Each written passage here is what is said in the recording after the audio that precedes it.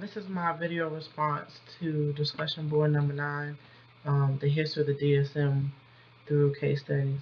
What I found interesting was the fact that I know there should be criteria for people to be on the board, but what I found interesting was that they couldn't have with so much stock in pharmaceutical companies, and it just dawned on me that that policy makes sense because you won't want people creating these mental health codes and diagnoses and descriptors and all that stuff have some type of being paid by pharmaceutical companies, and then their results be biased or the decisions be based off what these pharmaceutical companies are saying because they're getting a kickback from this. So I found that interesting that um, that was being mentioned so that it wouldn't have an effect on the results, the outcome of the DSM-5. I also found it interesting that there's like a 6 or 7 year gap between each DSM, and that the DSM TR was made,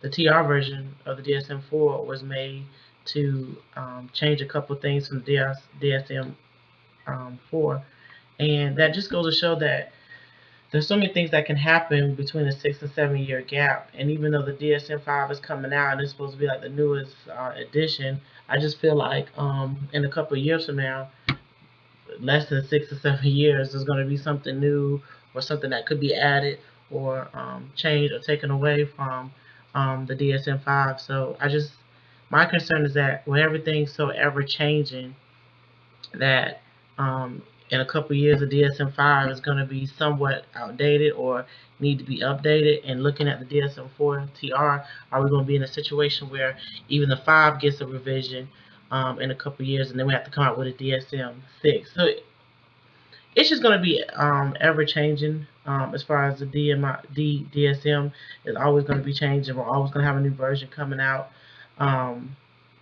I think the people that should be involved in the process are the people who are currently in it, the APA and the different organizations, psychological organizations that are involved in it now. I do think somewhat that social workers, counselors, LPCs, those who may not necessarily be psychologists or psychiatrists, do need to be a part of the decision-making process, because I think we all come with different expertise, different education, and different experiences that need to be considered, because not just psychologists and psychiatrists use the DSM-4.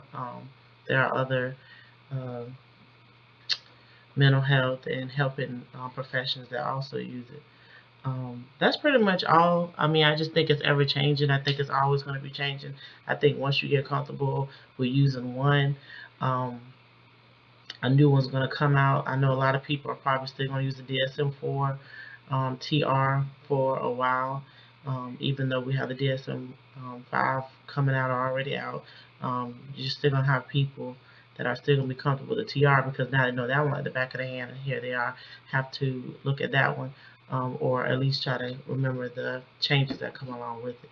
So it's just very interesting to see how long we've come through our history, how some things have been eliminated, new mental health disorders have been included, new descriptions have been updated.